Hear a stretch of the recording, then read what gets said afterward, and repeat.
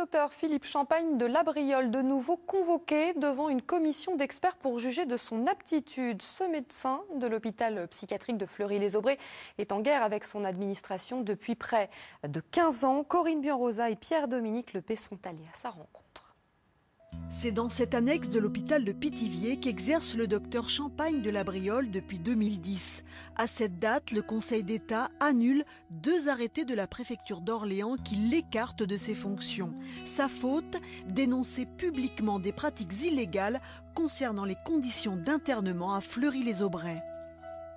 En arrivant en 2000, je constate que la liberté de choix du patient de choisir son médecin et son équipe de soins, qui est un droit formel depuis 1990, n'est toujours pas appliqué 10 ans après.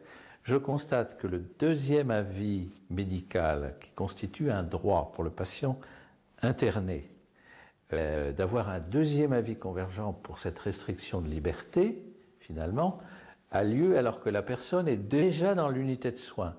Un peu comme si on rendait la justice en prison au cas où on prononcerait une condamnation. Ensuite, une commission composée de psychiatres vous déclare inapte. Sur quelle base? Ils m'ont déclaré inapte sans que je sois malade, sans que mon état soit diminué, mais au motif que je n'avais vraisemblablement pas un sens suffisant de l'adaptation aux pratiques collectives et aux usages locaux. Plusieurs décisions de justice vous ont donné raison et vous voilà de nouveau convoqué devant une commission de psychiatres. Vous dérangez toujours?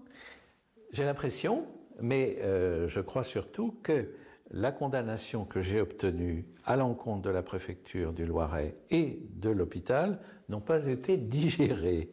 Il faut donc que j'expie, en quelque sorte, ce succès, malgré 5 ans de réintégration et d'activité sans incident et sans dommage. Je ne peux pas terminer, somme toute, ma carrière. Il me reste environ 2 ans et demi à faire. Votre histoire, c'est une histoire de fou ou bien la preuve de graves dysfonctionnements au plus haut sommet de l'État?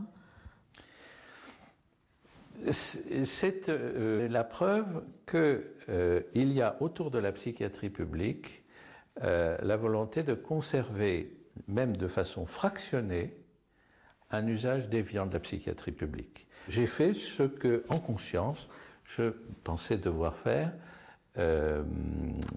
comme praticien hospitalier, comme médecin, selon ma déontologie, pour dire les anomalies que je constatais.